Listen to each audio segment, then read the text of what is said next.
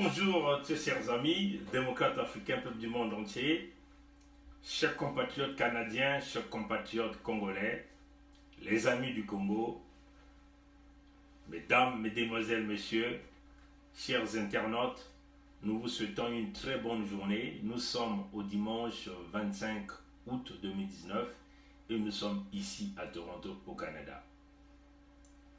Le 23 août, nous avons mis en ligne les 48 mesures, les engagements que le Congo-Brazzaville avait eu à prendre devant le Fonds monétaire international. Donc ce qui a conduit le Congo à obtenir ce contrat sur le programme d'élargissement de crédit de 3 ans. Et ce document a été un document secret. On a cadenassé, on a bloqué. Nous avons vu Mwamba venir le dire en public, mais ils n'ont jamais voulu le donner au peuple congolais, ni aux députés du régime Sassou. Tu vois, vous voyez que même les parlementaires, il s'agit des députés, des sénateurs, n'ont jamais été informés de ce document que ce clan a voulu garder totalement au secret. On ne peut pas s'imaginer qu'on dirige un État et un pays qui s'engage sur un certain nombre de choses, les parlementaires, ceux-là qui sont censés représenter le peuple congolais, ne sont pas informés. Les médias congolais ne sont pas informés. Donc il était question que nous cherchions par des voies et moyens. Ça nous a pris beaucoup de temps pour retrouver ce document. Nous avons vu un certain nombre de leaders d'opposition venir bondir quelques papiers devant les médias lors des conférences de presse. Ici, notamment, comme nous sommes dans le système du B-Vitré, le système du B-Vitré par le nom de Nzon Mathias, qui a bondi que les 48 mesures sont là. Mais il a voulu garder ça pour lui-même. C'est ça les manigances du régime, du pouvoir, en place au Congo. Ce ne sont que des amis, ceux qui travaillent pour le système, qui ont accès à ces informations secrètes. Bon, chers amis, nous avons toujours dit que nous sommes le système du B-Vitré. Tout le monde voit tout le monde écoute tout le monde parle à tout le monde. Dans le système du B-Vitré, vous verrez que certains Congolais vont chercher à jeter de la pierre sur du B-Vitré pour que le B-Vitré se casse. En venant parfois avec des directs, nous ramenons dans le passé, pensons nous dire qu'ils ont la vérité. Mais, chers amis, le B-Vitré c'est pour le peuple congolais. Le B-Vitré, c'est tous les Congolais qui se sont indignés face à un régime criminel, dictatorial, un régime qui a pillé les économies du Congo-Brazzaville. Le B-Vitré, c'est tout Congolais qui pense que lui, sa famille, ses amis ont perdu de l'emploi au Congo. Le B-Vitré, c'est tous les retraités congolais qui ont contribué à leur pension, mais à la fin ne peuvent pas récupérer leur argent. Le B-Vitré, ce sont tous ces étudiants congolais que le régime a envoyé à l'extérieur du pays pour étudier. Même ceux qui sont à l'intérieur, qui ressortent des villages ou des villes qui n'ont pas de parents au centre même de Brazzaville, que le régime de Brazzaville s'était engagé, a pris des décisions pour pouvoir octroyer les bourses d'études à ces étudiants, mais à la fin, ce régime n'est pas incapable de pouvoir honorer ses propres engagements. Le B-Vitré, ce sont toutes ces femmes congolaises qui accouchent dans des conditions dramatiques.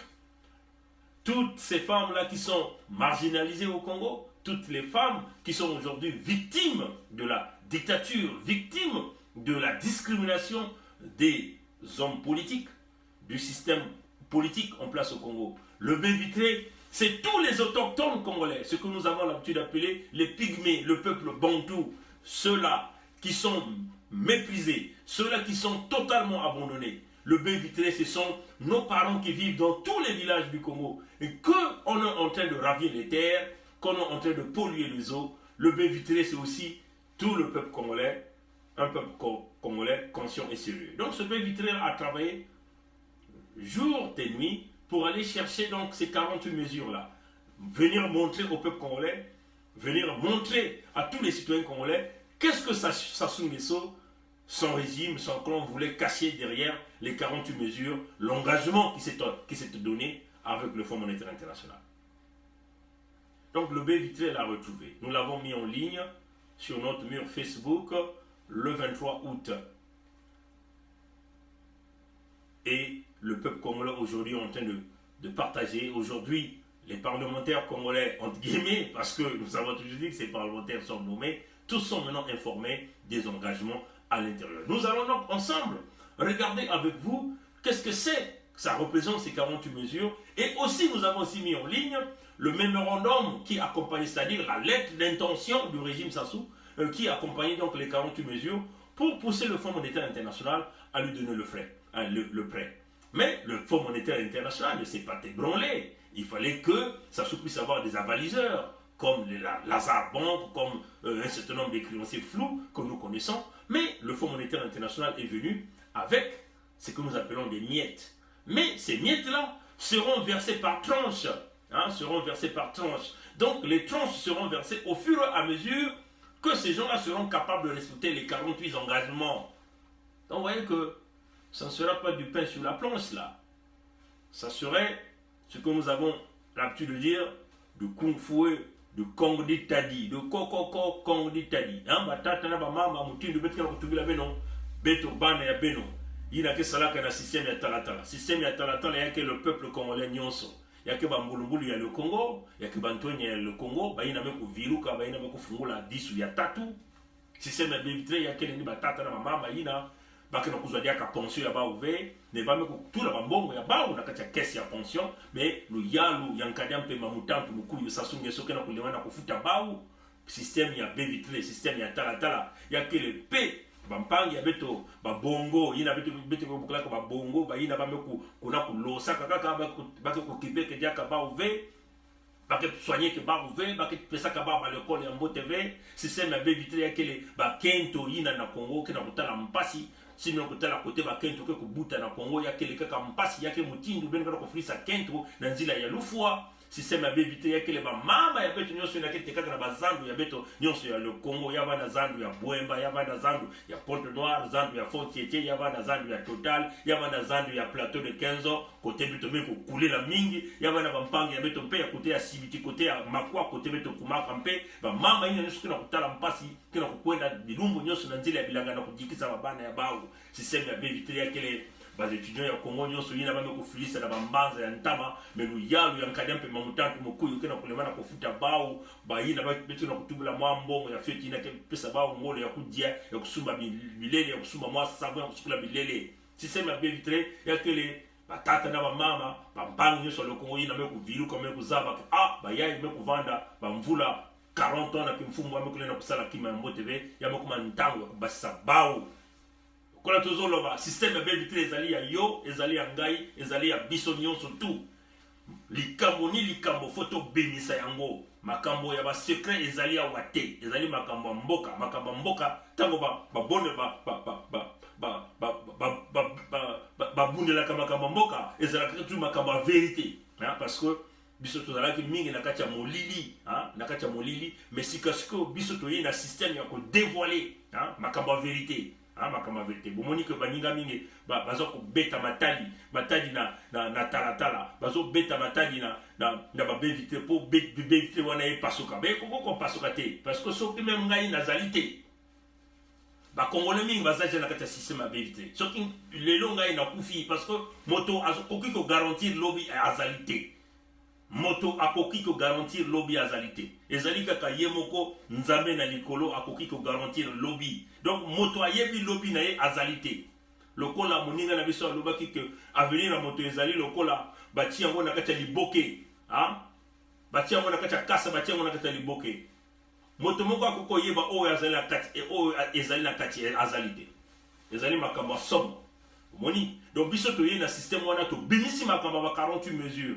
o balinga ki ba mwamba ba ye bazo kopima ngo na ba journaliste bazo kopima ngo na ba député na bango moko to moni nzo Mathias aye ba conférence de presse ngai nazali na ba système ya bevitre wa yango e ba 48 mesures mais ali akangi yango pona ye moko alinga ti apesa ngo na ba journaliste biso to bimisi yango biso to za bevitre wana ezali ba service de renseignement ya peuple congolais ezali ba service secret ya peuple congolais faut le ver bango makambo to lobaki na Sasuko okoki ko bomba eloko te jamais du tout makamoto eza ko exfiltrer parce que commis na temps ya rétablissement de la vérité Tango ya ko rétablir Macheleka, la vérité on a fait bima. Donc bimisi ba 40 mesures. Mais parmi biso, tous allez toujours ba congolais à Zoba. Ba congolais au bazo kanisa que Sassou Azali solution. Depuis vendredi, ils ont donc affrété des bus. Hein? Depuis le vendredi soir, ils ont affrété des bus partant de Brazzaville avec des délégations, des quantités et des quantités de délégations. Et toutes ces délégations-là sont donc venues envahir la ville de Pointe-Noire en proclamant Sassou comme étant le candidat de 2021 pour dire que c'est le peuple de Pointe-Noire. Souvenez-vous, hein, chers amis, parce que nous sommes ici, le BVT parle avec des photos. Et cette délégation-là est manigancée par un ami de Denis Christel qu'on appelle Ibam. Denis Christel, le voleur, celui-là qui a volé, qu'on a reconnu tout à l'heure avec 50 millions de dollars américains de l'argent du contribuable congolais, qui représente 30 milliards de francs CFA. Et donc, il a fait des bus pour aller embrouiller simplement le peuple de Pointe-Noire. Bazo, bakina kukuiza na maza ya Pointe-Noire, nakuiza kuvuna pe na kutubati yake ni ba population ya bana ya Pointe-Noire, yake ni ba bana ya ba vili. Ve batata na mama yake le bana ya ba vili. Ve. Yake ba manigance, ya ba moshi ya Sassou. Hein? C'est ça la vérité. Hein? On fait la différence. Il y a deux types de moshi. Il y a les moshi de Sassou et les moshi du peuple congolais. Les moshi du peuple congolais sont avec le peuple. Les moshi du peuple congolais travaillent dans le système de Bévitré. Les moshi du peuple congolais, ce sont les moshi là qui nous donnent la documentation pour montrer au peuple congolais. C'est ça qui est la vérité. Les moshi du peuple congolais travaillent dans le système du Bévitré. Ils sont des résistants. Ils travaillent dans le service de renseignement du Bévitré. Dans les moshi du peuple congolais, il y a des caporaux, il y a des généraux. C'est ça qui est la vérité. Et ce que nous voulons dire à Sassou, c'est ça qui est la vérité. Dans le moshi du peuple congolais, il y a des ministres, il y a des directeurs de cabinet. Dans l'embauche du peuple congolais, il y a tous les Karakayandouena qui sont à l'intérieur mais qui travaillent pour nous. Dans l'embauche du peuple congolais, il y a aussi ces blancs qui sont devenus ces blancs mochi qui travaillent pour nous. C'est ça qui est la vérité. Nous voulons dire à Sassou que les mêmes gens qui travaillent avec toi sont en train de travailler pour nous. Le système de BVT, ce n'est pas ce visage-là vilain qu'il est, noir qu'il est, comme nous avons l'habitude de dire, un noiro. Vilain, donc laid, il s'habille très mal. Dans le système de BVT, il y a des plus puissants. Il y a des plus puissants. Des plus puissants, sa chère Sassou. Des plus puissants. On te le dit dans le système de BVT. Donc, ce n'est pas la blague. Tu ne peux pas te poser la question de savoir, mais qui est ce type-là qui vit loin du canal, qui est informé de tout. Tu ne peux pas te poser cette question. Il n'y a que du costaud dans le système du BVT. Nous ne sommes qu'une figure. Et vous ne pouvez pas aussi mettre votre main sur nous. Parce que le système de BVT, c'est aussi toute cette sécurité autour. C'est aussi toute cette protection autour. Dans le système du BVT, ce n'est pas vous allez essayer de manigancer, nous refaire revenir dans une affaire de téléphone, travailler ce téléphone-là dans le système de renseignement et vouloir restituer ce téléphone à Bernard Pongui pour que Bernard Pongui se fasse avoir. Mais Bernard Pongui, c'est un agent secret. Entre guillemets. Ah, chers amis. Donc ça, c'était une parenthèse. Et donc, il y a des Congolais moutons, manigancés par Ibam. Ibam, c'est ce proche de Denis Christel que vous le voyez partout où se trouve Denis Christel, cet Ibam-là est là. Ils ont affrété des bus, d'énormes quantités de bus sont arrivés à Pointe-Noire pour dire que Sassou Nguesso, c'est leur candidat. Le système de BVT parle avec preuve. Dans le système de BVT, va simplement tourner la page. Voilà les manigances qu'ils sont en train de faire ce matin à Pointe-Noire. Ce dimanche 25 août 2019 à Pointe-Noire. C'est ce que ces gens-là sont en train de faire dans la ville de Pointe-Noire. Donc vous allez voir que, voilà, c'est manigancé par qui? Par ce jeune homme. Voilà un petit, les reptiliens de la mauvaise espèce que les gourous girouettes venaient de naître au Congo. Tout ce cron-là, c'est ce fameux monsieur qu'on appelle ce petit Ibam. Ceux-là qui ont pris le goût de l'argent, le goût du sang, qui volent avec des nœuds Christel. Et vous voyez quelques têtes ici, vous allez certainement les reconnaître. Nombreux parmi ces têtes sont les enfants de Pointe-Noire qu'on a manipulés. Mais la plus grande partie de cette délégation viennent de Brazzaville par des bus qu'ils avaient affrétés depuis vendredi soir. Et ça se passe aujourd'hui, ce dimanche, dans la ville de Pointe-Noire. Comme vous le voyez ici, ce petit que vous le voyez, ce petit qui est, on peut dire le petit Cécile Séling de Denis Christel, celui qu'on appelle IBAM, c'est lui-là qui est en train de mener cette agitation ce matin dans la ville de Pointe-Noire pour dire que Sassou, c'est leur candidat. Comme vous le voyez dans leur t-shirt, ils sont en train de dire, c'est bouclé, notre champion, c'est Denis Takou Nguesso, comme vous êtes en train de le voir ici. Je n'ai pas envie en réalité de faire jouer les vidéos pour ne pas leur donner assez de publicité. Mais ce que je veux faire, c'est que pour une question, je vais donc, ça c'est cette vidéo que je n'ai pas envie de faire jouer le son. Donc allez-y voir cette vidéo, certainement que des gens l'ont déjà mis en ligne, mais nous le B8 nous l'avons reçu. Ils confirment bien que ça se passe aujourd'hui et ils sont à Pointe-Noire. Comme vous le voyez, remarquez bien ces jeunes. Parce que quand le Congo sera libéré, tous ces jeunes qui sont là, nous rendons des comptes. C'est des vidéos qui vont rester, nous allons les garder. Ça y est, dans la base de données. Comme vous le voyez, ce sont ces gens-là qui organisent tout ce que nous appelons les crimes de sang au niveau du Congo, dont la jeunesse. Vous voyez, ça c'est ce que l'agitation qu'ils sont en train de mener dans la ville de Pointe-Noire. La vidéo vient de nous parvenir et ça s'est passé aujourd'hui. Je n'ai pas envie de faire jouer les sons. Donc, vous voyez, chers amis, le système de B8 fonctionne. Le système de B8 c'est pour le peuple congolais. Voilà la catégorie des jeunes reptiliens, des jeunes qui seront très dangereux dans le futur du Congo. Parce que, chers amis, on est en train de vous le dire, c'est des jeunes qui sont très dangereux pour le Congo.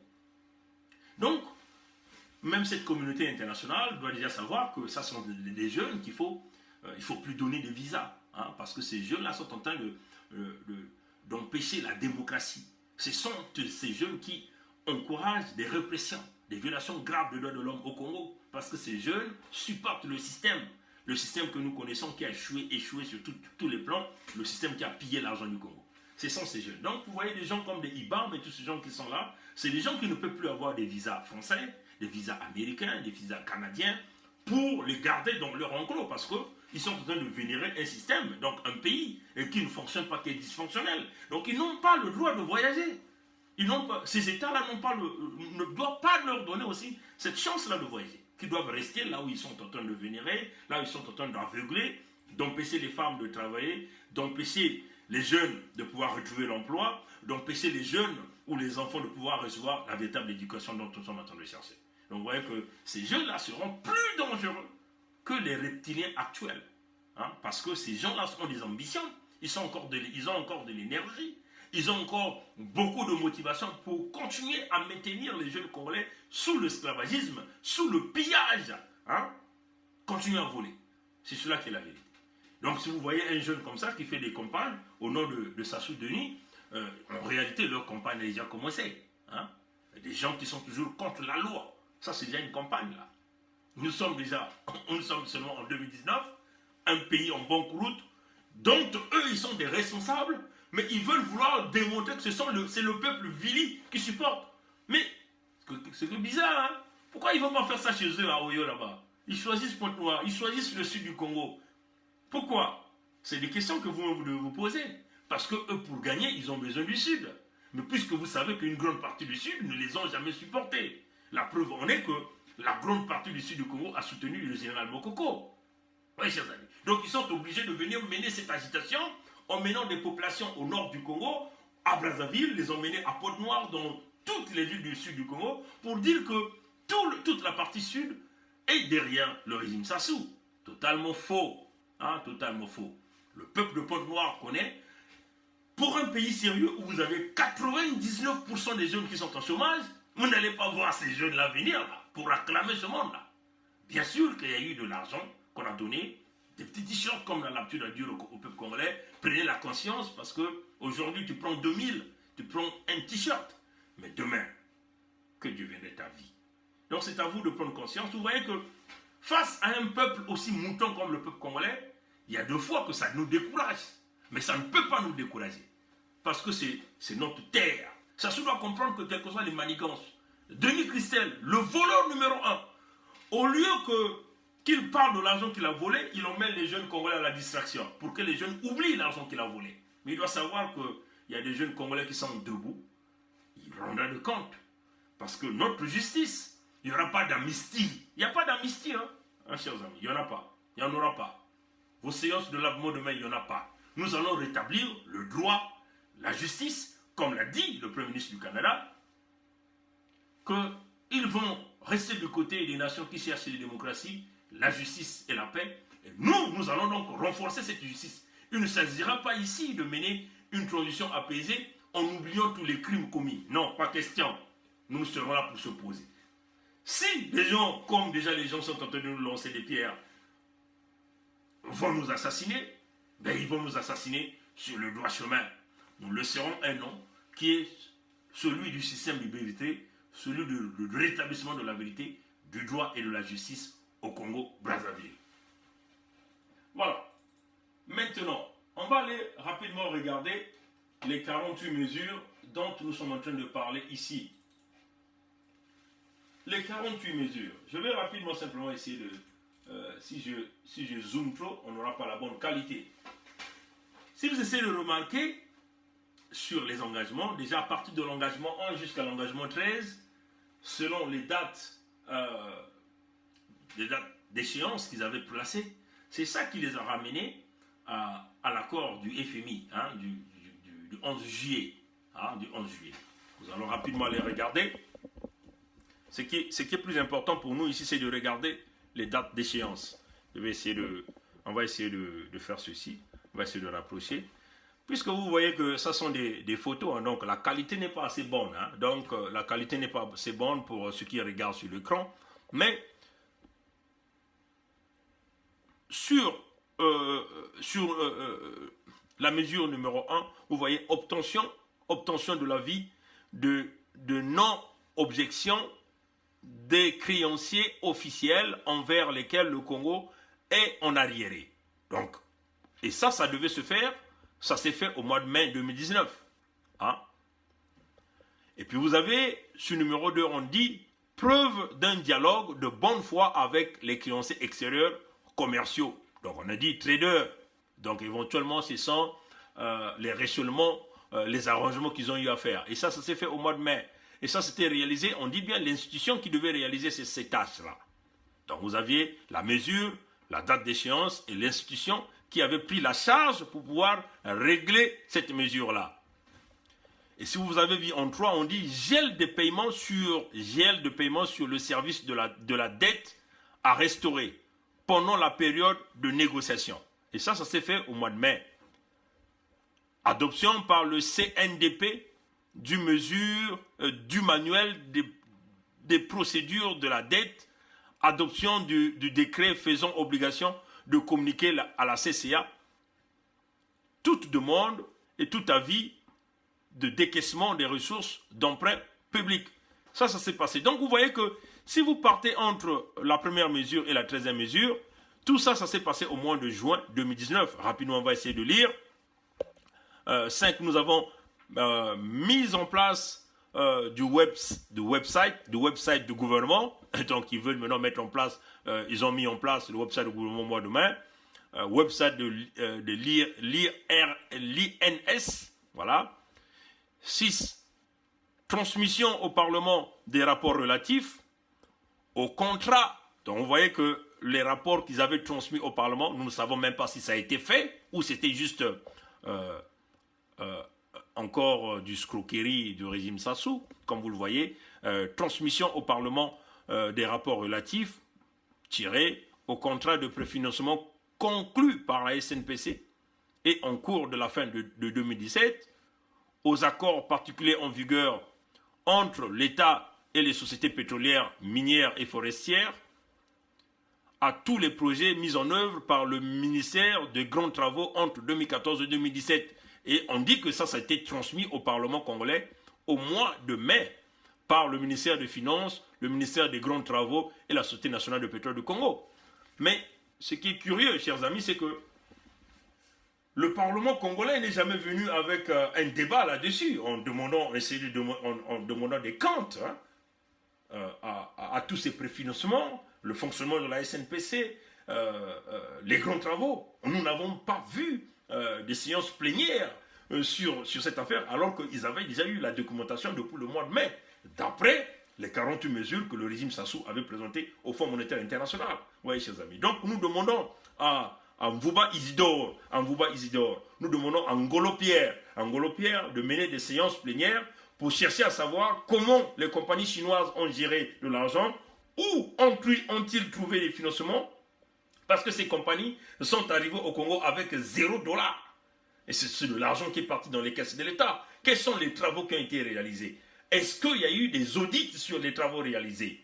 Ici, nous voulons parler, essayer de regarder la structure intégrale de la résistance des matériaux, des routes, des ponts, ainsi de suite, chers amis. Donc, il fallait qu'il y ait des équipes, des ingénieurs, des experts, ce que nous appelons third party, qui devaient faire tous ces travaux, mais prélever des carottes pour présenter la résistance des matériaux. Nous connaissons aujourd'hui les dégâts qui sont en train de se passer avec toutes les routes que ces gens-là ont construit. Souvenez-vous, nous avons déjà fait une vidéo là-dessus, nous avons déjà expliqué les causes des constructions sur le sable de Bouya Jean-Jacques et de Sassou Denis. Allez-y sur YouTube, vous allez voir les constructions sur du sable de Bouya Jean-Jacques.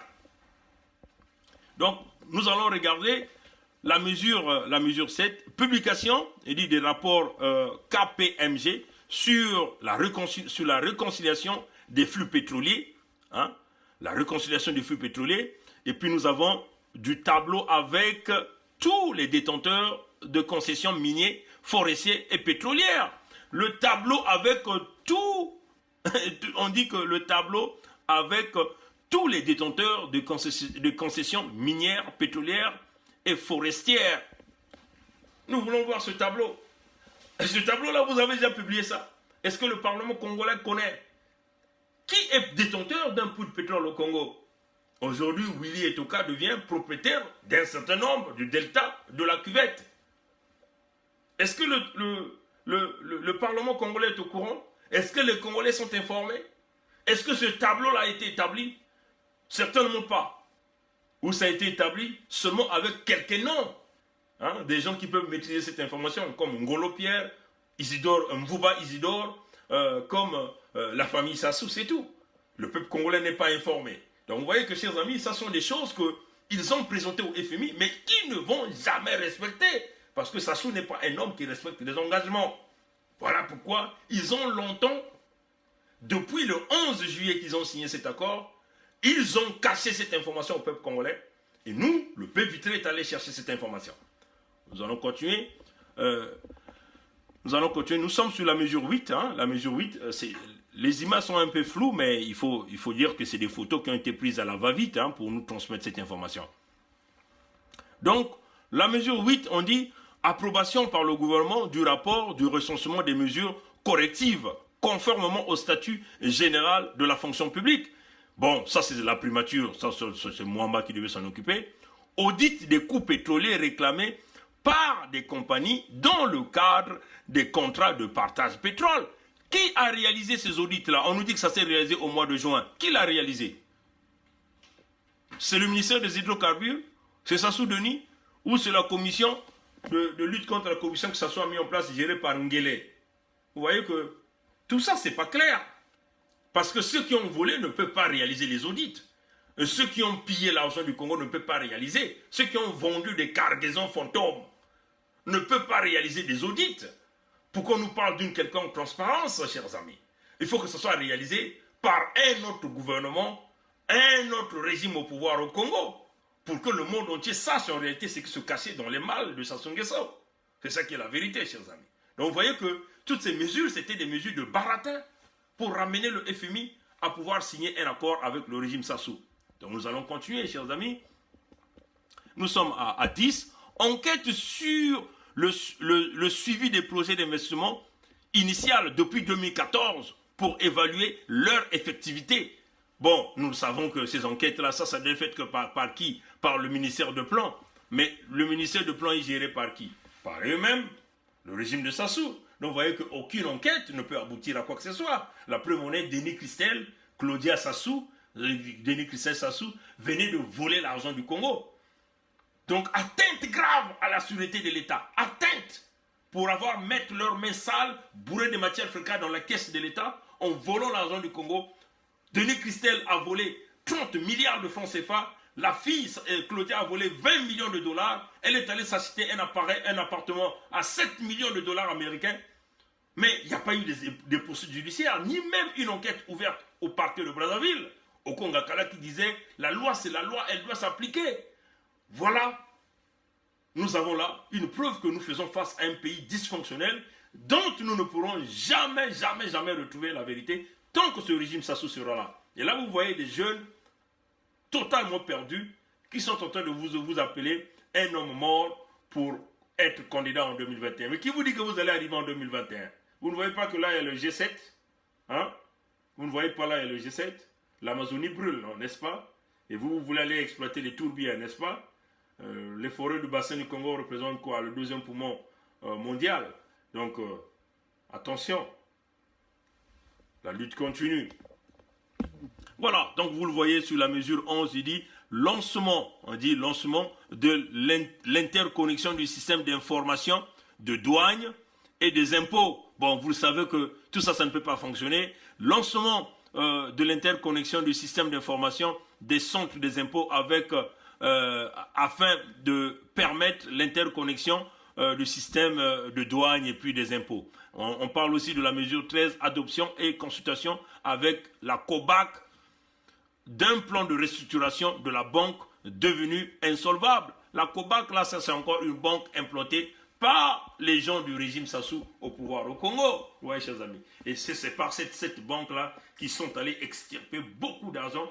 Bien sûr, il ne faut pas oublier la BGFI, cette banque que Dominique Okemba a beaucoup d'intérêt à l'intérieur. On peut même dire le représentant de cette banque, on peut même dire le propriétaire de cette banque. Vous voyez que ce sont ces 13 mesures-là qui a permis à Sassou de conclure cet accord du FMI. En partant par les dates d'échéance, la mesure numéro 13 a été exécutée selon les échéanciers au mois de juin 2019. Maintenant, ce qui reste à faire, ce qui est plus compliqué, que nous allons aller regarder avec vous. Éventuellement, nous allons, bon, on peut dire que c'est jusqu'à la mesure 13 ou 14, on peut encore tourner.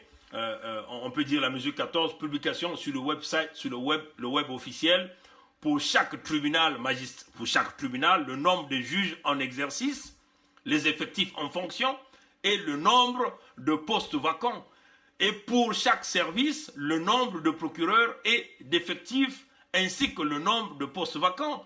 Vous voyez? Et puis on parle ici le nombre d'affaires relatives à la corruption, à l'insolvabilité, aux saisies immobilières et aux dommages fonciers et au domaine foncier pour 2015, 2016, 2017. Il dit nombre d'affaires relatives à la corruption. Il en a eu combien que Sassou a jugé? Il en a eu combien? Puisque l'échéancier c'était ici au mois de juin.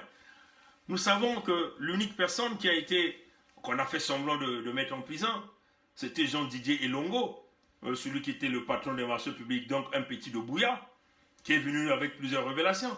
Mais en ce jour, Jean-Didier Elongo est dehors. Vous voyez, la justice a deux vitesses. Hein. Bon, regardez François Mpélé. Bon, moi je le prononce en Mbembe, hein, parce que vous dites Mpélé, moi je dis Mpélé. C'est comme ça qu'on le dit en Mbembe. François Mpélé, l'un des grands footballeurs congolais, qui a eu des petits pépins avec la justice du Congo, parce que des problèmes d'argent, il est rentré un peu dans tout ce que nous appelons la magouille. Vous voyez, chers amis. Bon, François Mpélé a été arrêté, a été mis à la maison d'arrêt à Pointe-Noire. Mais il n'a jamais été jugé. Jamais été jugé. Mais il est là, il coupille. Ça fait déjà plus de 3 ans. L'état de santé est en train de se dégrader. Mais Jean-Didier Elongo, qui a commis des crimes d'atteinte à la sûreté de l'État, en pillant l'argent du Congo, l'argent du contribuable congolais, mais on le sort de la prison sans pourtant épuiser sa durée d'emprisonnement. Les raisons qu'ils ont évoquées, c'est qu'il a eu un problème de santé. Et donc l'homme est libre, avec tout l'argent du Congo qu'il a volé.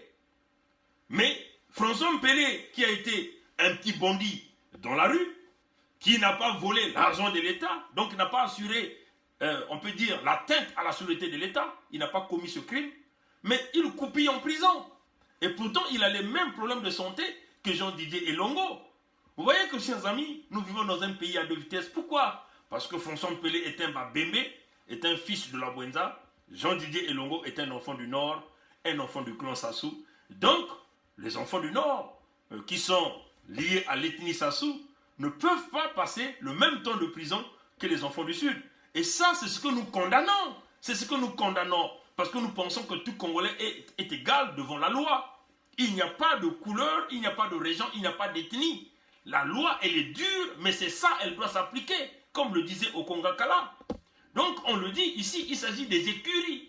Des écuries. Le clan Sassou ne peut pas être le clan qui peut garantir la justice pour tous, la liberté pour tous. Le clan Sassou va toujours garantir la justice dans le clan, la protection dans le clan.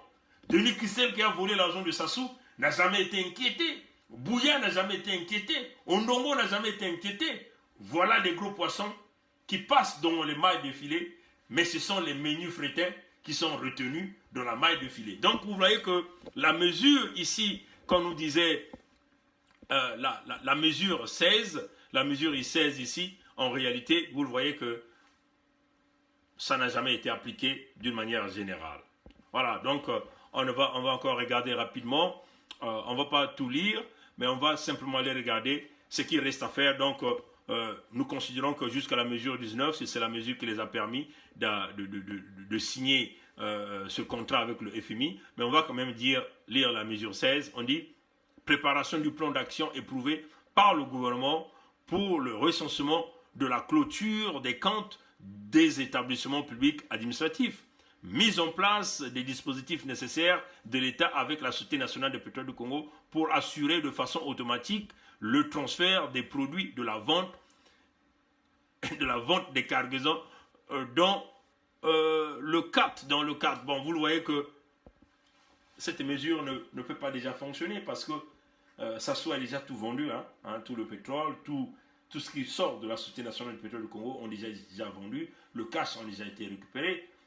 Parce que nous avons appelé le rouleau compresseur, c'est-à-dire que des relations qui liaient des traders qui vont voir des banquiers, ils prennent de l'argent, ils payent des avocats, tout le monde est impliqué, même des avocats sont dans cette magouille, et les traders prennent donc le cash, viennent donner à Denis Christel ou encore à Ominga, donc simplement donner à Sassou. Et ces gens-là prennent de l'argent, ils mettent dans les paradis fiscaux, ils mettent dans les bunkers personnels, l'argent ne rentre jamais dans la caisse de l'État. Et quand la part du pétrole du Congo est tirée, les traders viennent à la source prélever cela. Et donc les traders vendent le pétrole à leur prix, ils récupèrent l'argent et ils vont donc donner l'argent aux banquiers, l'argent qu'ils avaient emprunté pour donner à Denis Christel ou à Sassou Denis. Et donc ça c'est ce que nous avons appelé le rouleau compresseur. Donc à l'heure où nous sommes en train de parler, quasiment la plus grande partie du pétrole du Congo ont déjà été bradés. Quand on parle de brader, on récupère le cash avant que le pétrole ne soit extirpé sous le sol. Maintenant, ce qui reste à passer, si c'est par exemple la mesure 20, vous le voyez que ça s'est passé au mois d'août. On dit effectivité de la mise en œuvre de la liquidation et la récapitalisation par des investissements des stratégies de la banque devenue insolvable. Mais de quelle banque là qui est devenue insolvable? Éventuellement, toutes ces banques que le régime Sassou avait mis en place, ces banques qui ont aidé le régime à extirper l'argent du Congo. Donc, en réalité, ils veulent pas procéder ici à la liquidation de ces banques-là. C'est le nom qui n'est pas encore connu, ils n'ont pas précisé le nom ici, et ça devait se faire au mois d'août. Donc, vous qui êtes au Congo, essayez de regarder quelles sont les banques qui vont être simplement bradées. Donc, rapidement, nous allons passer à la mesure 21, numéro 21, parce que ça, c'est ce qui va se passer au mois d'août. Je vais simplement essayer de tourner la caméra. Publication de la liste des marchés exécutés par le ministre des Grands Travaux depuis 2014 et publication régulière de tous les marchés publics dépassant 1 milliard ainsi que des conditions d'attribution dans ces marchés. Et ça doit se passer quand? Au mois d'août. Donc vous voyez qu'on demande à Jean-Jacques Bouya de fournir tous les contrats des grands travaux qu'il a donnés à toutes les entreprises. Et puis éventuellement, on lui demande aussi que les prochains marchés qui vont arriver à une valeur de plus d'1 milliard, ils doivent présenter cela au ministère, ils doivent publier cela. Mais ils vont publier ça où? Ça, c'est la question que vous devez poser. Donc, vous devez comprendre que tout ça, c'était du baratin. Mais il y a des conseillers qui ont aidé Sassou à établir ce document pour essayer de montrer la bonne volonté de la transparence. Mais Sassou ne sera jamais capable de le faire. Sassou va dire à quelle entreprise qu'il a donné l'argent et les conditions d'attribution de ces contrats. Sassou ne le fera pas. Il va falloir que nous rétablissions une véritable justice avec le changement de régime au pouvoir au Congo-Brazzaville. Et puis, éventuellement, emmener tous les brigands à la justice pour que plus jamais qu'un individu puisse prendre et gérer le Congo comme si c'était son bien personnel. Oui, chers amis. Donc, on le dit encore ici, ce n'est pas Sassou qui va venir publier les conditions d'octroi des contrats. Il ne le fera jamais. Oui, chers amis. Donc, on le dit, et ça, c'est l'échéancier, c'était au mois d'août. Est-ce que Jean-Jacques Bouya, Bouya Jean-Jacques a donné toutes ces informations, tous les grands travaux qu'il a réalisés depuis 2014, est-ce qu'il a publié cela? Dans quel site il a publié cela? Nous demandons aux Congolais d'aller regarder et de nous venir avec la réponse. Donc, sur la mesure 22, vous voyez préparation par le gouvernement d'un rapport sur les entreprises publiques afin d'améliorer sa stratégie de gestion. Bon, vous le savez, et ça va être fait par qui? Par la primature au ministère de l'économie. Mais ça, vous le savez, Sassou a géré le pays plus de 40 ans. Et nous sommes dans une phase de destruction complète du système économique. Hein. C'est un système complètement dysfonctionnel. Donc ce n'est pas en mettant quelques écrits, quelques mesures sur ce tableau qu'ils vont vouloir vous convaincre qu'ils vont mettre en place toutes ces stratégies, vous voyez, chers amis. Donc on le dit encore, peuple congolais, ça c'est ce qu'on appelle de la poudre de perlimpinpin dans les yeux du peuple congolais, quitte à nous de véritablement de se ressaisir. Nous allons rapidement aller regarder la mesure 24. On dit, le ministère des Finances et des Budgets transmettra à la BAC, donc à la Banque économique des États de l'Afrique centrale, toute loi, contrat ou convention accordant des exceptions de la régulation d'échange aux opérations pétrolières. Bon, nous le savons, tout le monde qui est dans ce réseau de la BAC là, tous sont corrompus. C'est ça qui est la vérité. Il n'y a pas la transparence dans ce réseau. Sinon que la zone aujourd'hui de la Banque économique des États de l'Afrique centrale ne devait pas être dans cet état de crise des monnaies. C'est ça qui est la vérité. Parce que tout un chacun est devenu dans le système de la corruption. Comment la Banque économique des États de l'Afrique centrale peut nous expliquer comment Sassou a fait pour aller récupérer les 14 000 milliards de l'argent des générations futures qui se trouvaient à l'intérieur des coffres de cette banque? Ça, c'est la question. Il n'y a pas eu des contrôleurs, il n'y a pas eu des gens qui ont flashé, qui ont alerté. Ce que nous appelons des lanceurs d'alerte, il n'y en a pas eu. Tout un chacun a touché sa commission. Donc on ne peut pas, tout ça ne peut pas être crédible. Ça ne peut pas être crédible. Tant qu'il n'y aura pas le changement de régime au Congo, la transparence ne sera jamais là. Voilà pourquoi nous demandons à tous ces grands puissants qui sont aujourd'hui en France à Biarritz, du G7, de regarder le cas Sassou le plus rapidement que possible. Sinon, les problèmes de transparence, le problème de commerce international ne peut jamais bien s'effectuer dans cette zone d'Afrique si vous aviez des gens comme des Sassou Denis. Voilà. Donc, rapidement, on va passer à la mesure 25, mise en place d'un plan d'action pour réaliser un audit de toutes les sociétés publiques. Bon, et ça, c'est l'échéancier, c'est on va dire quoi? C'est septembre 2019, on le met là. Et ça va être réalisé par qui?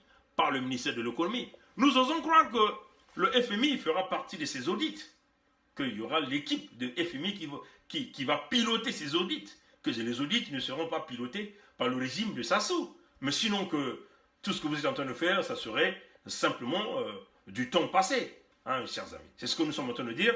S'il y a des audits, ce n'est pas Sassou, parce que celui qui a volé ne peut pas s'auditer lui-même. Totalement impossible. Il faut qu'il y ait changement de régime le plus rapidement que possible.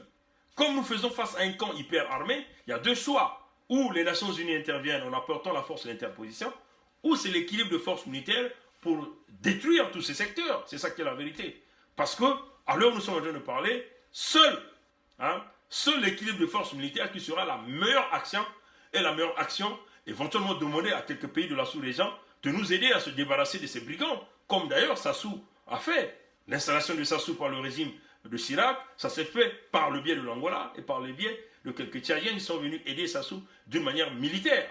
Donc on le dit, face à un brigand, à un criminel qui a confisqué tout un État, il faut une réponse, une forte réponse. On ne s'amuse pas avec un terroriste, un homme qui confisque les libertés, qui confisque les finances d'un État. Il va forcément agir avec la plus grande énergie. Et à cela, nous demandons les puissants qui se réunissent à Biarritz en France, les puissants du G7, de nous aider de se débarrasser de ce monsieur qui a confisqué le Congo-Brazzaville comme étant un bien personnel. Voilà, donc la mesure 27, on dit lancement par le gouvernement des audits des coûts pétroliers avec l'assistance de nos partenaires de développement. Les coûts pétroliers, vous le savez, hein, aujourd'hui, le Congo est un pays producteur de pétrole. Le tarif du pétrole ou encore du prix du litre à la station ne fait que galoper. Chaque station a ses prix. Ce n'est pas réglementé. Qui souffre? C'est le consommateur congolais. Déjà, ils sont incapables de pouvoir alimenter, ou approvisionner le pays en produits d'hydrocarbures. Nous parlons ici de mazout, nous parlons de l'essence, du pétrole. Totalement impossible. Alors que nous sommes un pays producteur de pétrole. Ils sont incapables de pouvoir alimenter le pays en source de gaz, du butane que nous utilisons. Vous voyez que, chers amis, nous faisons face aux gens qui n'ont aucune vision de gouvernance, aux bandits, aux brigands qui sont venus là pour se servir et non pour servir le peuple congolais. Donc, ce qui est à nous de prendre nos responsabilités. Nous ne devons pas être comme ces jeunes que nous venons de voir, manipulés par Ibrahim, qui était proche de Denis Christel pour venir embrouiller les jeunes de la ville de Pointe-Noire. Voilà, donc rapidement, la mesure 28, transfert automatique de la partie libre des dépôts de l'État dans le compte en Chine vers le cadre ouvert dans le livre de la Banque économique de l'État de l'Afrique centrale. Voilà, et ça doit se faire au mois de septembre 2019. Sassou va donc aller fermer le compte bancaire du Congo, le compte bancaire dans lequel ils vendent le pétrole chinois, va fermer ce compte en Chine. Mais ce compte n'est pas au nom du Congo, ce compte est au nom de Bouya Jean-Jacques et de Sassou Denis et de Denis Christel, puisque les Chinois l'ont dit que Sassou cherche de l'argent, mais Bouya est plus riche que le Congo-Brazzaville. Bouya a eu l'argent là-haut. Vous voyez? Donc, les engagements qu'ils ont eu à prendre, et ça, ici, là, c'est la mesure 28 qui demande donc à ces gens-là de transférer tout cet argent-là à un compte au niveau de la Banque économique des États de l'Afrique centrale. Est-ce qu'ils vont respecter cette mesure? Et ça doit se faire au mois de septembre 2019. Ils ne vont jamais respecter cette mesure, chers amis. Parce que ils savent qu'en le faisant, c'est une façon de se noyer eux-mêmes. Ils ne le feront jamais. Et là, tout le monde saura qu'ils ont volé l'argent du Congo. Oui, chers amis. Et combien y a-t-il dans ce compte-là? Que Nzo Mathias nous dise, parce que Nzo Mathias avait l'habitude de nous dire qu'il savait combien se trouvait dans ces comptes-là. Ils nous disent combien se trouve dans ce compte-là. Tout est flou. Rien n'est transparent avec le régime Sassou. Tant que ce type-là n'est pas à terre, tant que ce régime-là n'est pas à terre, le peuple congolais ne sera que pleurer avec ses yeux. Mesure 29, adoption par le gouvernement d'un décret d'application relative à la loi d'établissement établissant la haute autorité sur la corruption et le décret d'application relative à la loi de déclaration du patrimoine. Ça devait se faire par le ministère de la Justice au mois de septembre. Bon, chez les autres, tout le monde déclare le patrimoine. Tout le monde déclare le patrimoine. Bon, comme nous là, si un jour nous serons des cadres au Congo, nous allons déclarer notre patrimoine. Mais mon intention n'est pas d'aller s'asseoir dans un pays foutu assis sur un volcan, père menton là-bas. J'ai déjà plus quasiment de 29 ans d'emploi en Occident, 29 ans de retraite bien garantie. Je n'ai pas envie d'aller perdre le temps dans un pays foutu comme le Congo-Brazzaville. C'est ça qui est la réalité. Mais personne ne déclare les revenus. Personne ne déclare son patrimoine. Pourquoi ces gens-là ne le font pas? Parce que tout ce qu'ils ont, ils l'ont acquis dans la caisse de l'État.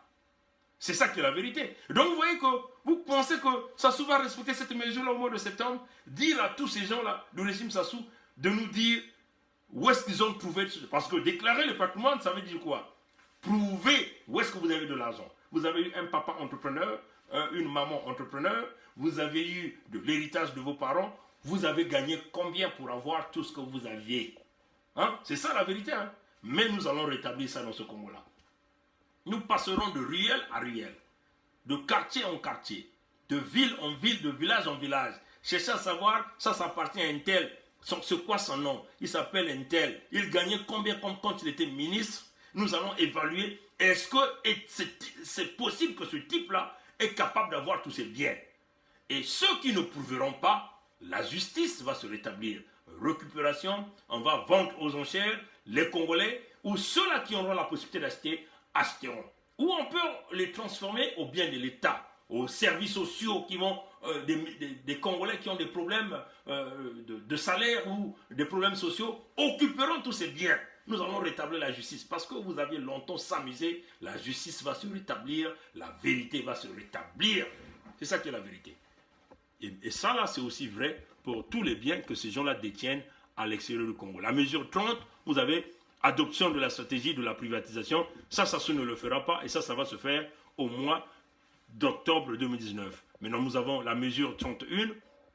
Approbation par le gouvernement d'une stratégie de la dette domestique ainsi qu'un échéancier de paiement des arriérés comptables avec les assurances de financement du programme.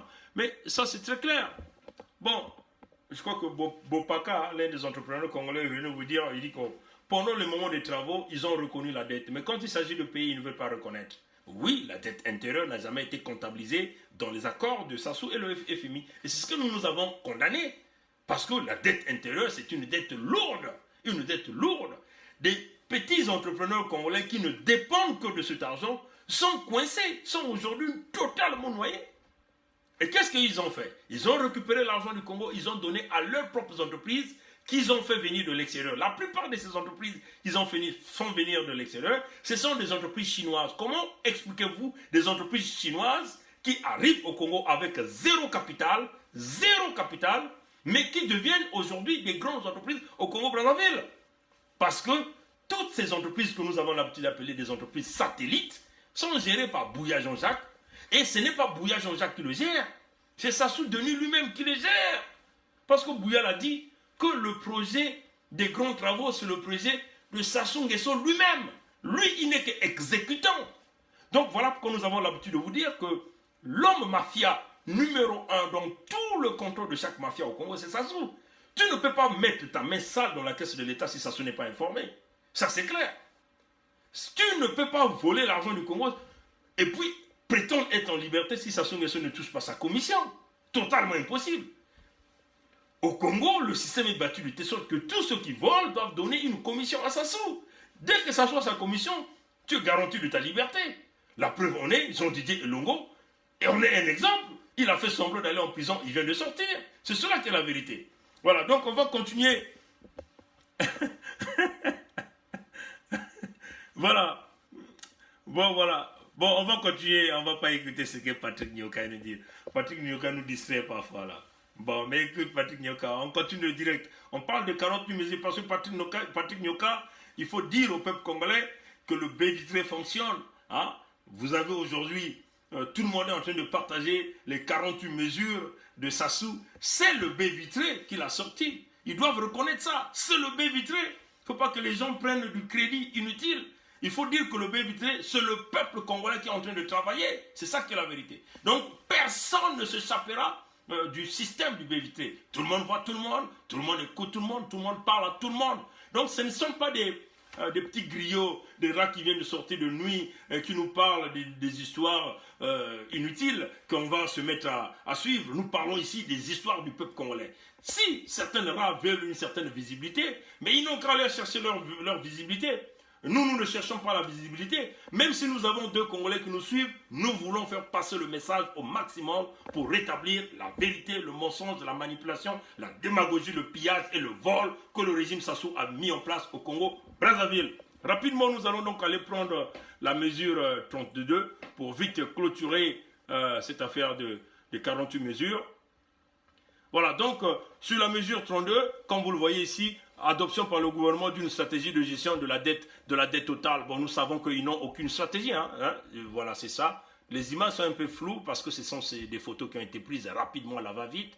Donc, comprenez aussi les qualités des appareils photo pour les agents de sécurité, les agents d'espionnage, le système du baie vitrée. Il faut faire des choses rapidement pour éviter de se faire prendre parce que pour ce truc, puisque ce truc-là se retrouvait dans la malle de Sassou, si on vous prenait, c'est la tête qui va être coupée. Voilà, donc la mesure 33, on dit, la mise en place par la CCA, c'est la Caisse congolaise d'amortissement d'une base de données unique régulièrement mise à jour, incluant les dettes intérieures et extérieures garanties et non garanties des entreprises publiques, des établissements publics et des collectivités locales. Et ça l'échéancier ici, c'est octobre 2019. Vous croyez que Sassou va le faire? Il ne le fera pas, parce que Sassou n'aime pas la transparence. Sassou ne le fera pas. La mesure 34, on dit engagement de correction des vulnérabilités sur des comptabilités publiques afin de produire une balance générale des comptes fiables de 2017. Ça ne le fera pas. Et ça doit se faire quand? En octobre 2019.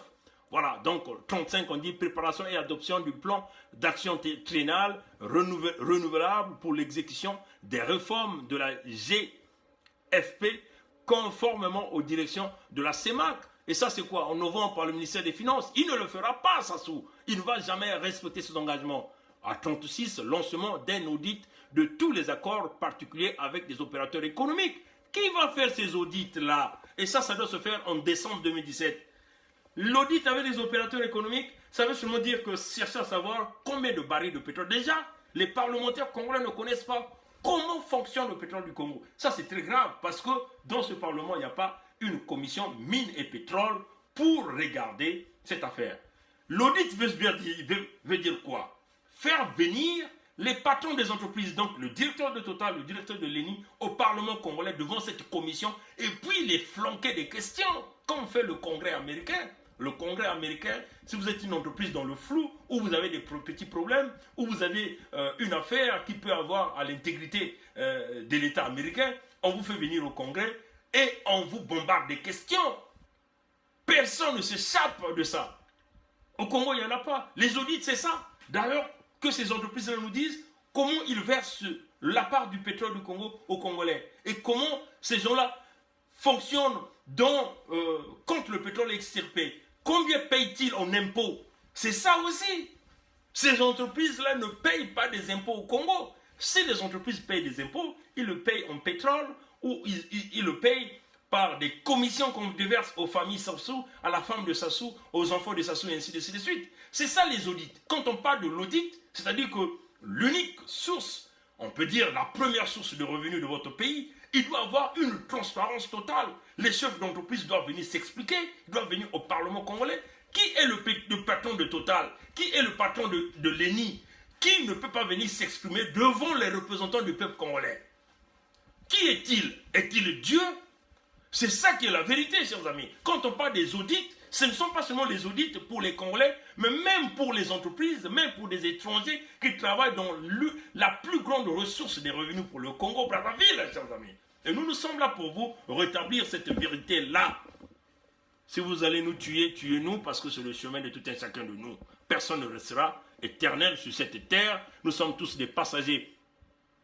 La mesure 37, lancement d'un audit organisationnel, commercial et financier de la CORAF et sec. Voilà le problème.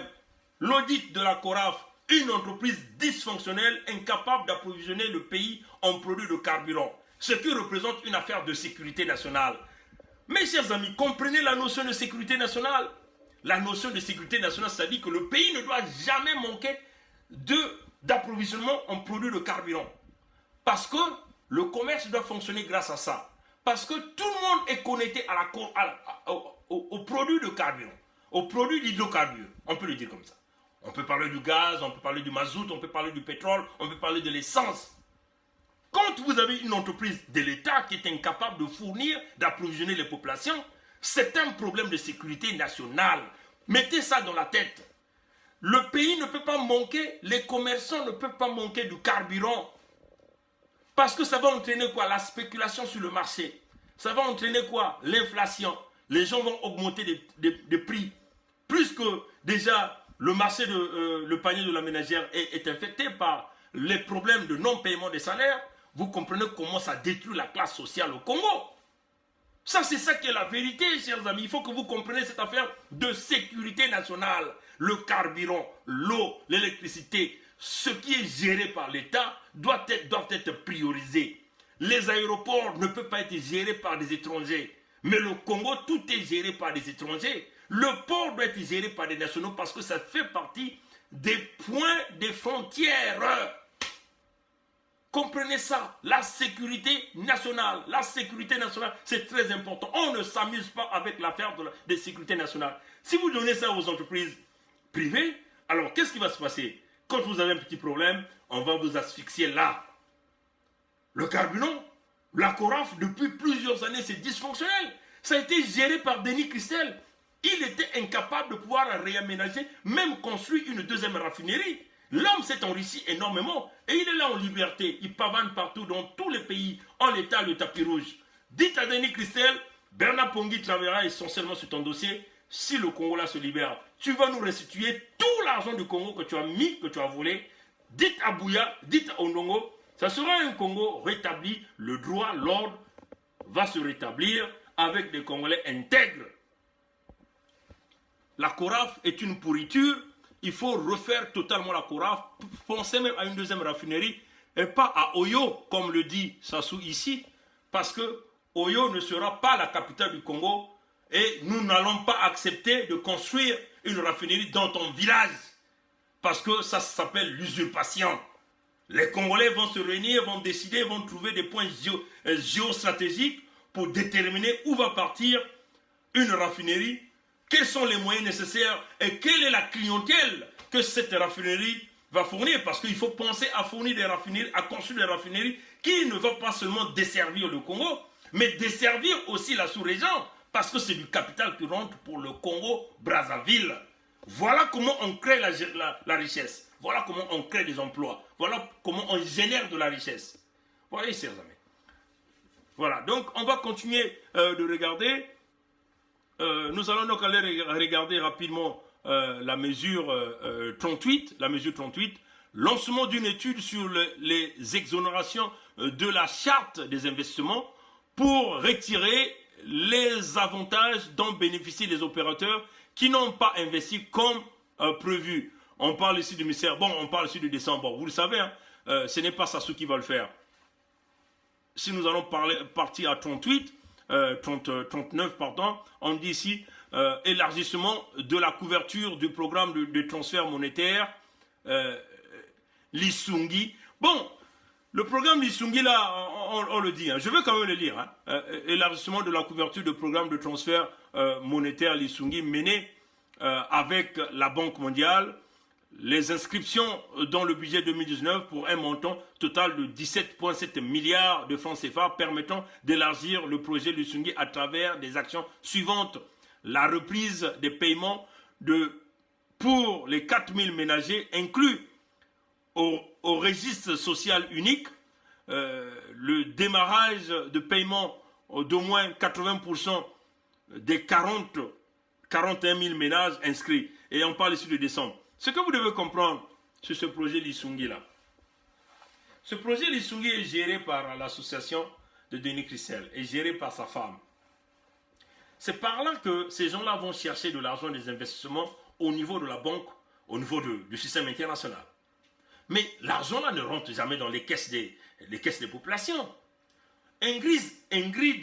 Blandine Ingrid et Bouka Babakas, ministrant de Sassou de la planification des statistiques et de la population, était là aux Nations Unies. On était dans cette salle hein, où elle s'est mise à pomper le mensonge, à dire que Sassou a construit 15 hôpitaux au Congo, de renommée internationale, un grand hôpital par région.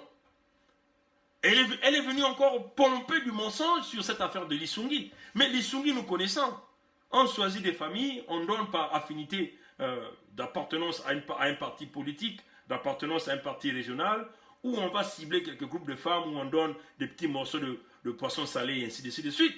Nous avons, voilà pourquoi nous, en tant que représentants de la société civile, avons rejeté le rapport de Congo qui sont allés présenter dans les objectifs de développement des Nations Unies d'ici 2030. Vous voyez? Donc, on le dit, le projet Lussungi est une escroquerie. Si vous voulez partager les populations, comme l'a dit un ancien patron de la Banque mondiale, M. Paul Wolfowitz, c'est mieux que l'argent la rentre droit chez les populations, comme le fait un peu comme l'ambassadeur d'Amérique, l'actuel ambassadeur d'Amérique au Congo. Lui-même, il va sur le terrain, il va donner les dons aux gens. Ce n'est pas de passer par des gens. Nous connaissons comment la famille Sassou s'est enrichie, la femme de Sassou s'est enrichie, à travers cette affaire de Congo Assistance. Les USAID, vous connaissez les aides, hein, les aides des États-Unis. Les aides que les États-Unis donnent à tous les pays en voie de développement. Dans ces aides, on voit les produits de première nécessité. On voit les matelas, de l'huile, de la nourriture, de riz, les pâtes, les produits de première nécessité. Bon, selon les contrats, ça se fait 50-50. C'est-à-dire 50-50 quand on parle 50-50, 50% pour s'occuper simplement du transport de ces marchandises. C'est des tonnes et des tonnes. Mais quand ces produits-là arrivaient à Pointe-Noire, qu'est-ce qui se passait? La femme de Sassou et tous les gens du système Sassou récupéraient les produits, les vendaient aux grands commerçants ouest-africains. Voilà pourquoi vous avez vu, les produits-là n'arrivent jamais à destination de population. Imagine que le Ouest africain reçoit plus de, on peut dire, 100 tonnes de marchandises ou de l'huile végétale.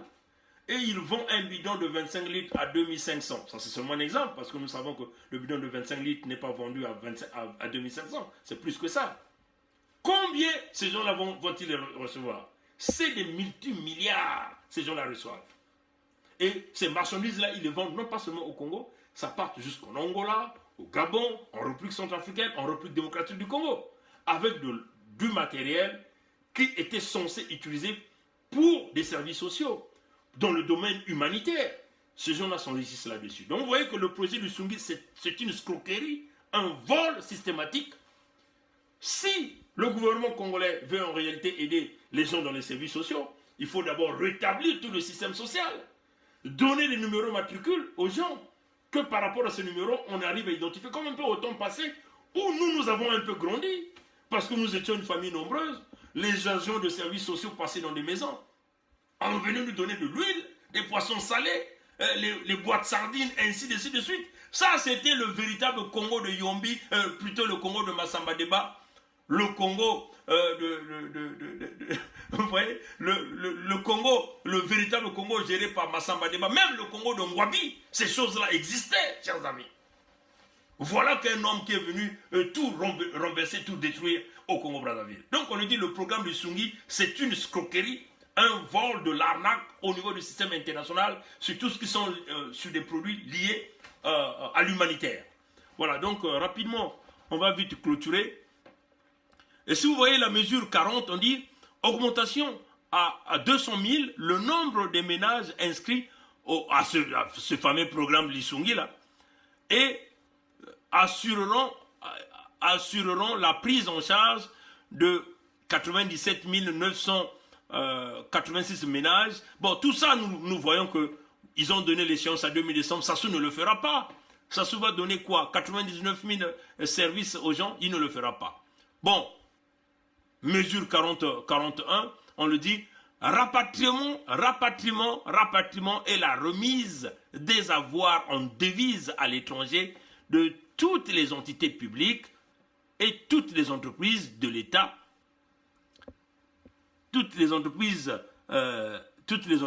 où l'État est actionnaire, y compris les filiales de ces entités dans des comptes offshore. Moi, je vais reprendre cette mesure-là.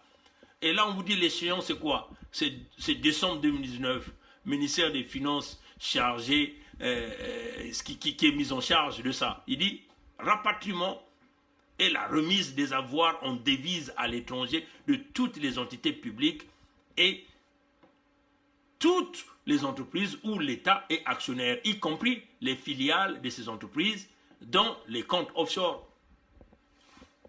Mais nous savons que ces choses-là n'existent pas. Tout ce qui se retrouve à l'étranger sont au nom des gens du régime.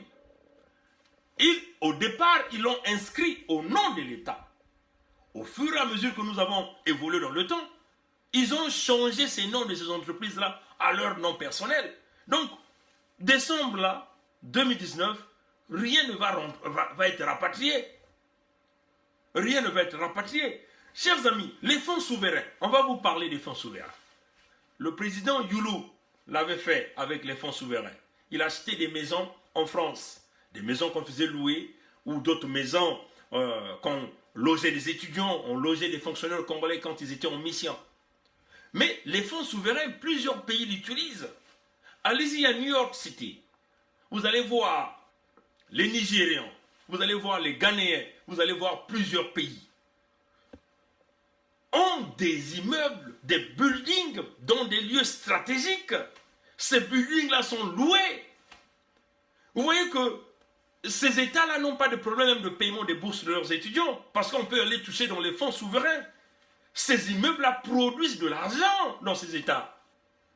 Mais au Congo, ils ont acheté des immeubles à l'extérieur au départ au nom du Congo et après ils ont transféré ça à des entreprises. C'est passé par des chemins flous et aujourd'hui ça leur détient. Les ingénieurs de 242 vous ont montré plusieurs villas en France. La villa Suzette ou Surette, je ne sais pas comment on appelle. Et ça appartenait au Congo, acheté par le président Youlou. Ça faisait partie des fonds souverains. Au Nigeria, ils n'ont pas seulement des immeubles à New York, ils ont à Washington, ils ont à Chicago, ils ont ici au Canada, ils ont partout. Ça fait partie des fonds souverains. Voilà des États qui réfléchissent comment générer de la richesse, comment planter des immeubles dans des milieux stratégiques où les grandes entreprises viendront louer et ça va produire du cash pour la nation.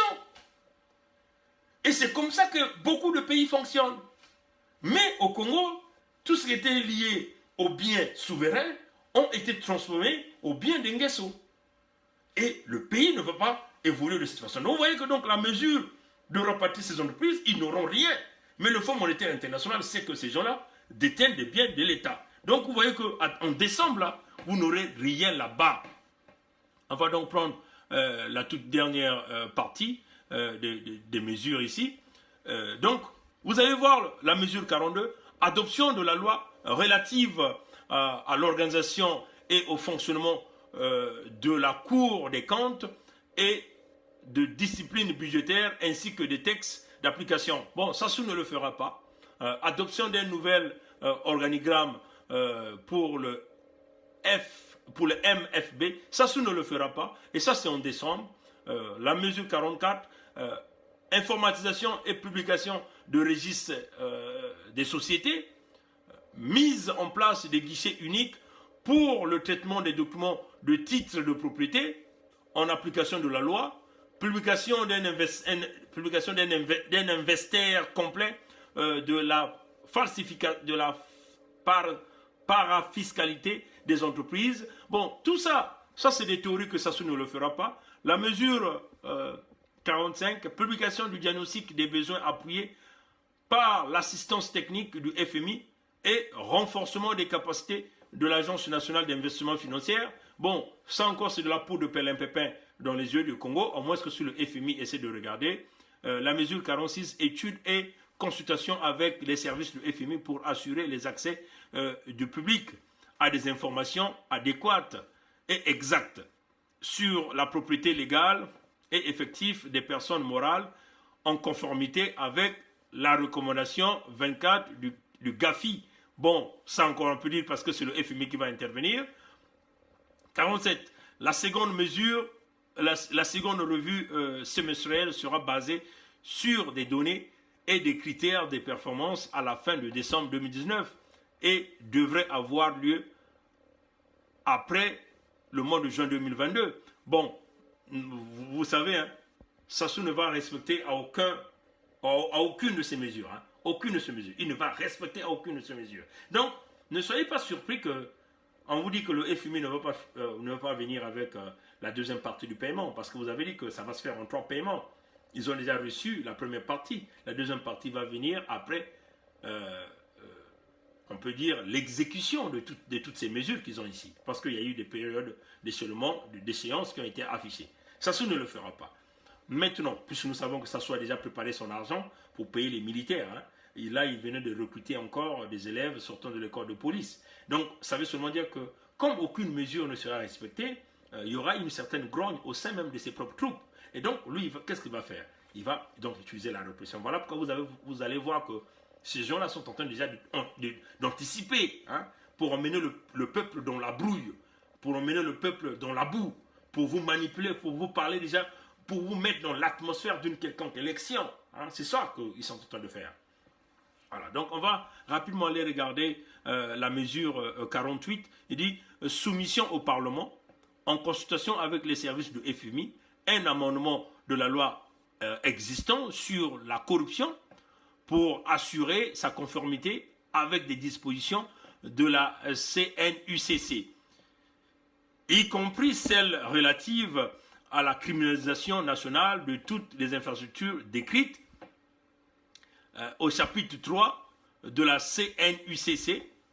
Nous assimilerons ces infractions sous-jacentes au blanchiment des capitaux. Bon, il dit encore, le soutien de la mise en œuvre par des banques de leurs obligations relatives aux personnes politiquement exposées et en engageant l'intensification de la supervision de ces obligations par la COBAC. Bon, vous le voyez déjà, la commission électorale antifraude, la commission antifraude et corruption, ce n'est pas ça ce qui va le faire, ce n'est pas ça ce qui va le suivre. Hein, ce n'est pas ça ce qui va le suivre. Nous avons aussi mis en ligne ce que nous avons appelé, un instant, ce que nous avons appelé, en dehors des 48 mesures de FMI, que tout un chacun de vous peut maintenant connaître le contenu, grâce au travail effectif du système du BVT qui travaille pour le peuple congolais. Nous avons aussi mis en ligne la lettre d'intention qui avait accompagné ces mesures-là. Hein, la lettre d'intention qui avait accompagné ces mesures-là.